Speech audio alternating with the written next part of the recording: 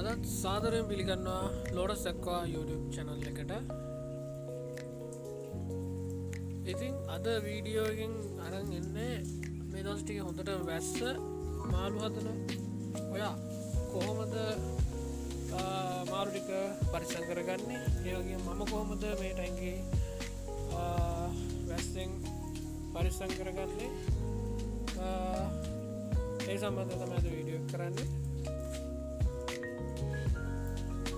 ඉතින් මේ දවස් ටිකේ මේක දිගට වැස්සෙන්ද ටැංකි ටික පිරලා උතුරලා යන සයිස් එකට වතුර පිරලා තියෙන්නේ. මේ පේනවනේ ඔයගොල්ලන්ට. මේ ඉතින් ඔයගොල්ලෝ ආදරෙන් හදන මාළු මේ වැස්සක් හින්දා නිකන් විනාශ වෙලා යන්න දෙන්න ඕනේ නැහනේ. ඒක නිසා අපි සැලකිලිමත් වෙන්න ඕන කාරණා මොනවද කියලා අපි බලමු. වැස්ස නිසා ඉතින් වැඩිපුර හානි වෙන්නේ ඉතින් ඔය එලිමහනේ තියෙන ටැංකි පොකුණු ඒ වගේ දේවල් වලට තමයි කවර් කරගන්න තියෙන්නේ. ඒ වගේ ඉතින් අපි සාමාන්‍යයෙන් ඕෆ්ලෝ බටයක් දානවා. ඕෆ්ලෝ බටයක් දාවත් ඒක අපි පොඩි නෙට් එකක් දානවා මාළු පටින් එළියට යන්න පුළුවන්. ඒක නිසා ඒ වගේ ඒව බලක්ව ගන්න ඉතින් අපි නෙට් එකක් වගේ දානවා. සාමාන්‍යයෙන් ඉතින් වහින වෙලාවට ඉතින් අපි පොඩි ඇලර්ට් එකක ඉන්න ඕන. ඊට පස්සේ අපි සාමාන්‍යයෙන් ඇවිල්ලා බලනකොට සමහර වෙලාවට මේ නෙට් බ්ලොක් වෙලා තියෙන්න පුළුවන්. මේ නෙට් බ්ලොක් වෙලා ටැංකි පිරීලා උඩින් ගිහිල්ලා මේ මාළු ටික එළියට වැටිලා පවුදා උදේ බලද්දි මාළු ටික මැරිලා තියෙන්නත් පුළුවන්. මොකද මගේ මේ විදිහට සිද්ධ වුණා. වැඩි වෙච්ච නිසා තමයි මම කියන්නේ. අනිවාර්යයෙන්ම අංක 1 මේ ඕෆ්ලෝ බට චෙක් කරලා බලන්න ඕන. දැන් මේවා ගවුලක් නෑ වතුර මට්ටම ඕෆ්ලෝ බටේ ගානටම තියෙනවා. හැබැයි දැනට මගේ බ්ලොක් වෙච්ච ඒවා තියෙනවා. දැන් බලන්න අර ඕෆ්ලෝ බටේ පේනවද නැහැ. ඊටත් වඩා උඩට වතුර තියෙනවා. ඒ කියන්නේ බටේ බ්ලොක් වෙලා තියෙන්නේ. මේක ඉතින් තව ටික වෙලාවක් ගියා නම් ටැංකිය උඩින් දාලා මාළු ටික එළිය තමයි ඊට පහු වෙන බලා ගන්න ඕනේ තියෙන්නේ. ඒක නිසා අපි ඉස්සෙල්ලාම වතුර මට්ටම අඩු කරගන්න ඕන. සාමාන්‍යයෙන් එක දිගට වහිනකොට ගොඩාක් උස මට්ටමට වතුර තියන්නේ නැහැ. ඒ මොකද වතුර ඇතුළේ ගොඩක් සීතලයි. සීතල මාළුන්ට ඒ තරම් කරොත්තු දෙන්නේ නැහැ. මොකද ඒගොල්ලෝ ස්ට්‍රෙස් වෙලා වයිට් ස්පොට් වගේ එන්නත් පුළුවන්. මේකින්ද වතුර පුළුවන් තරම් අඩු මට්ටමක තියාගන්න ඕන. ඒ වගේම ටැංකිය පතුල ෆුල් ක්ලීන් එකේ තියාගන්න ඕන. සයිපන් කරලා ජරාව තියෙන්න බෑ. මොකද මම මේ දවස් ටිකේ මේ ටැංකි ටික සයිපන් කරා. ඒකින්ද ඒ ටිකේ ප්‍රශ්නයක් නෑ. වතුර මට්ටම තමයි අඩු කරගන්න ඕන. හරි, එතකොට පළවෙනි කාරණාව තමයි වතුර මට්ටම ගැන සැලකිලිමත් වෙන්න ඕන. ඕෆ්ලෝ බට ගැන සැලකිලිමත් වෙන්න ඕන. ඒ බ්ලොක් වෙලා නම් ඒව සුද්ධ කරගන්න ඕන. වතුර මට්ටම ගොඩක් අඩුවෙන් තියාගන්න ඕන. ඊළඟ දේ තමයි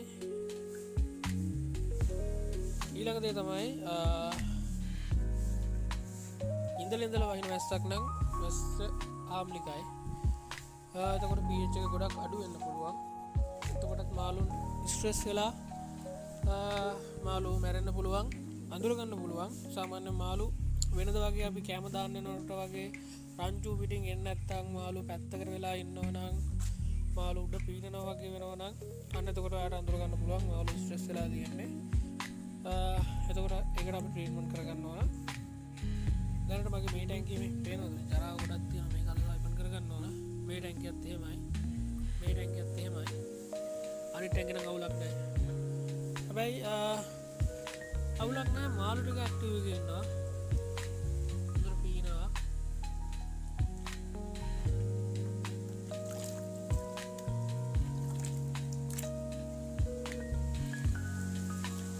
මාළු ටික ඇක්ටිව් එකේ ඉන්නවා. සාමාන්‍යයෙන් එලිමහනේ තියෙන පුකුණක් නම් ඒකේ අර අපි ජලජ පැලෑටි වගේ දාලා තියෙනවා නම් ඒක ලොකුම උලක් වෙන්නේ නැහැ. සාමාන්‍යයෙන් මේ ජලජ පැලෑටි නැති නිකන් ටැන්කි වල තමයි ටිකක් සාමාන්‍යයෙන් ලොකුවටම බලපෑම වෙන්නේ pH එක නිසා බලපෑම වෙන්නේ මේ ලයිව් බෑස්ලට ගෝල් ෆිෂ්ලට ඒ වගේ අයට ටිකක් පොඩ්ඩක් දරා ගන්න අමාරුයි. ඒගොල්ලන්ගෙනුත් පොඩිම අය තමයි පොඩි පැටවුන්ට තමයි පොඩ්ඩක් දරා ගන්න අමාරු.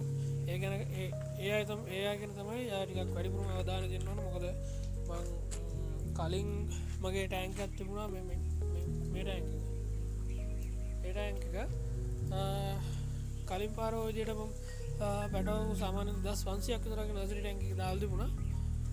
මම කොහොමයි මට වැඩත් එක්ක මට බලන්න බැරුණා. වැස්සක් ආවා කොහමරි පැටව 2500 වගේ නැති වුණා. ඒ ඉතින් අර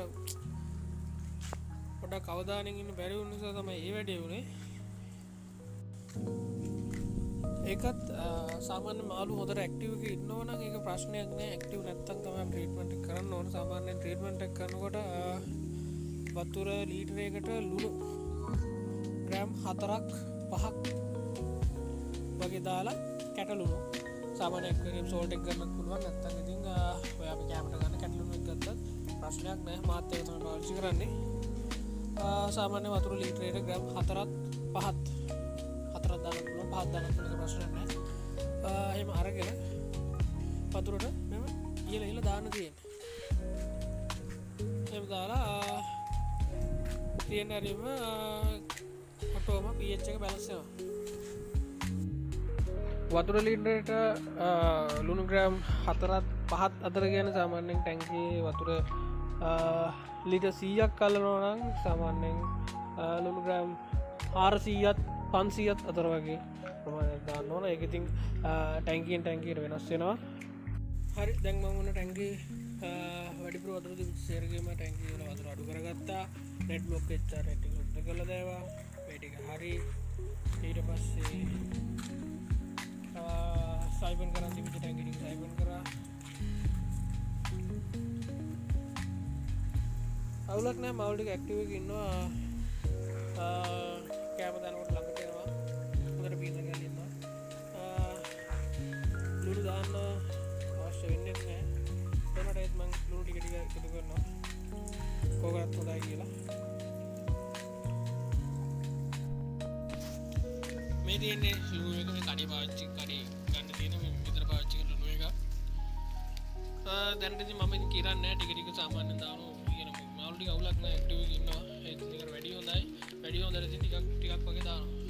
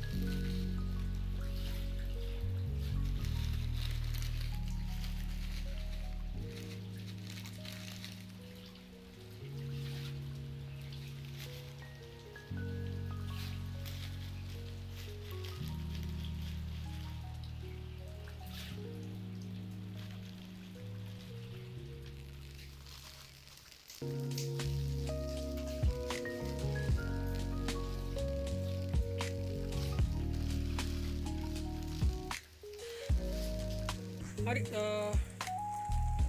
ලුණු දාගෙන ඉවරයි. මේ මම කරන විදිහ තමයි මම මේ වීඩියෝ එකෙන් කරේ. අනිත් කොහොමද කරන්නේ මට සාර්ථක වීඩියෝ මම මේ කරන්නේ. තව දෙයක් කියන්න ඕන. සාමාන්‍යයෙන් මේ වෙහි කාලේට පොඩ්ඩක් වතුර ගොඩක් සීතලයි. ඒක නිසා පොඩ්ඩක් මාළු කෑම කන්න බලනවා අඩුයි. ඒකින්ද කෑම දානකොටත් ගොඩක් පරිස්සමෙන් දාන්න. ටැංකිය ඉතුරු වෙන්නේ නැති වෙන දාන්න. වෙනද දානවට වැඩිය ටිකක් කෑම අඩුවෙන් දාන එක තමයි වඩාත්ම හොඳ.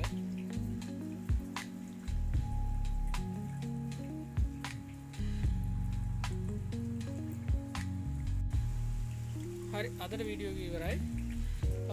එහෙනම් හැමෝටම සුබ දවසක්.